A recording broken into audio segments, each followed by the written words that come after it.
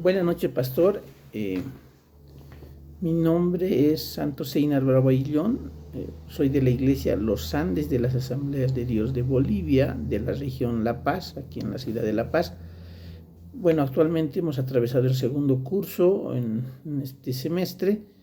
El nombre de la materia que hemos cursado es el Pentateuco. Gracias a usted, pastor, al pastor David Condori como docente. Lo que más me ha llamado la atención de esta materia, podría decirse que es una materia muy interesante porque nos muestra el contexto histórico de cómo habían sido los inicios, pero lo que más me llamó el tema es estudiar conocer un poquito más del libro del Éxodo.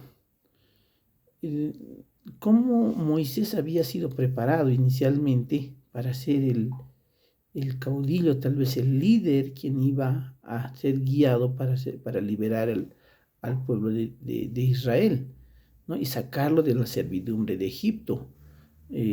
Cómo Dios lo prepara a Moisés en el desierto y lo llama a Moisés en comisión. Bueno, lo que durante este proceso que había atravesado en el libro del Éxodo, el conflicto con el faraón y cómo él había, como líder, había puesto frente a la dureza del faraón, había representado a Dios y Dios había obrado con plagas,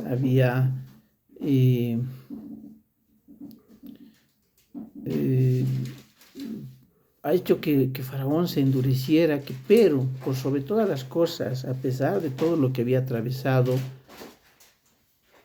desde que Dios había mostrado su poder en todas estas situaciones que había atravesado, lo que me llamó la atención es cómo Dios permite que Israel salga de Egipto, ¿no? Y cuando ya Israel decide, después de todos los milagros que habían atravesado, todas las muestras de poder que Dios había hecho, ayudándolos a salir de Egipto, la desconfianza que inmediatamente se le viene al pueblo de Israel. Empiezan a cuestionar todo lo que Dios había hecho. No había conformidad. En algún momento ellos reniegan de haber salido de Egipto, ¿no? Pensaban que estaban a la deriva, pero cuando estaban bajo el sustento y la cobertura de Dios. Y esa incertidumbre es que hace que tal vez ellos permanezcan mucho tiempo sin conocer aún ellos, la primera generación, lo que Dios había prometido para este pueblo. Lo que realmente hace que todo lo que Dios había hecho con el pueblo de Israel realmente es lo que más me llamó la atención, pero lo que me llamó la atención principalmente fue lo que Israel entró en desobediencia, entró en pecado, ¿no? Se crearon nuevos dioses, a pesar de que habían visto la gloria de Dios, ellos, y principalmente no habían, tendrían que haber estado más obedientes a Dios. Pese a haber visto esto, ellos se crean por ejemplo, cuando Moisés vuelve con los 10 mandamientos, ellos ya se habían creado un nuevo Dios, ¿no? Entonces, Moisés vuelve a interceder por ellos. Bueno, la construcción, luego lo que me llama la atención es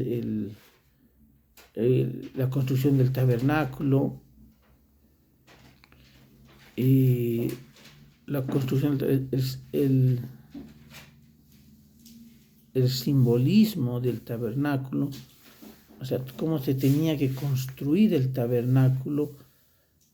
Y es lo que más me llamó la atención, pastor, haber estudiado este tiempo, y principalmente el tema de cómo el pueblo de Israel, conociendo la soberanía de Dios, lo habían experimentado, lo habían vivido, pero ellos siempre querían tener tal vez una pronta respuesta, pero no aprendieron a confiar y a depender de Dios. Es lo que tal vez más me llamó la atención, pastor.